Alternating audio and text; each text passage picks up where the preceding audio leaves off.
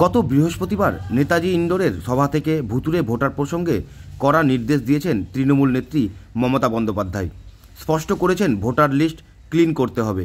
এজন্য দলের কর্মীদের সময়সীমাও বেঁধে দিয়েছেন মমতা। কাজে গাফিলতি হলে পদক্ষেপের হুঁশিয়ারিও দিয়েছেন।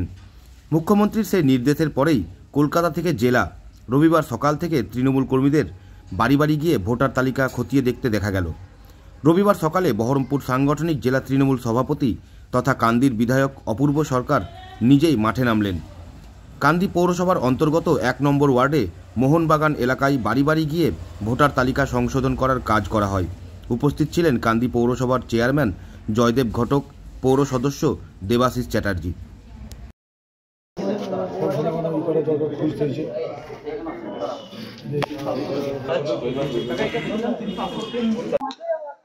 আমরা যারা ভোটার এখানকার, আমাদের সবকিছু ঠিকঠাক আছে কিনা মুখ্যমন্ত্রী মমতা বন্দ্যোপাধ্যায় মানুষকে যেমন বলেছে দেখে নিতে, আমরা তৃণমূল কংগ্রেস কর্মীরা আমরাও কিন্তু প্রতি বুথে বুথে গিয়ে আমরা এটা চেক করে দেখে নেব। কারণ ভোট আমার একটা সাংবিধানিক অধিকার, সেই অধিকার যেমন একদিকে খর্ব না হয়।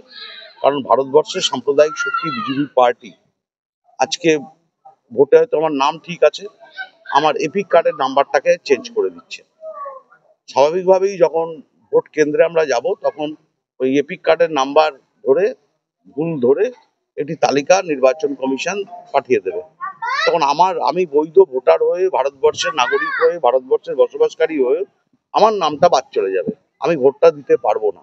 এটা একদিকে ভোটে জেতার পরিকল্পনাই বাংলায়, যেভাবে মহারাষ্ট্র এবং দিল্লি নির্বাচন হয়েছে, তাই আমরা এটা বাড়ি বাড়ি গিয়ে স্ক্রুটিনি করছি, যাতে কোনো বৈধ ভোটার, বৈধ নাগরিক যাতে একজনও নাম বাদ না যায় এবং তাদের ভোটার লিস্টের তালিকায় কোথাও যেন কোথাও ভুল না থাকে। সেইটা এই মুর্শিদাবাদ জেলায় আমরা শুরু করেছি গতকাল থেকে। আজকে আমি আমার নিজের শহর, সেখানে যেখানে আমার রাজনৈতিক জন্মভূমি, সেই ১ নম্বর ওয়ার্ডে আমার চেয়ারম্যান, কাউন্সিলর, আমার চাচারা, আমার ভাইরা, ভাইপোরা থেকে শুরু করে আমি পাড়া হচ্ছে আমার নিজের পাড়া আর কি। এই পাড়ার সব মানুষকে আমার এই পাড়াটা মানে আমার পরিবারের সদস্য বলতে পারি।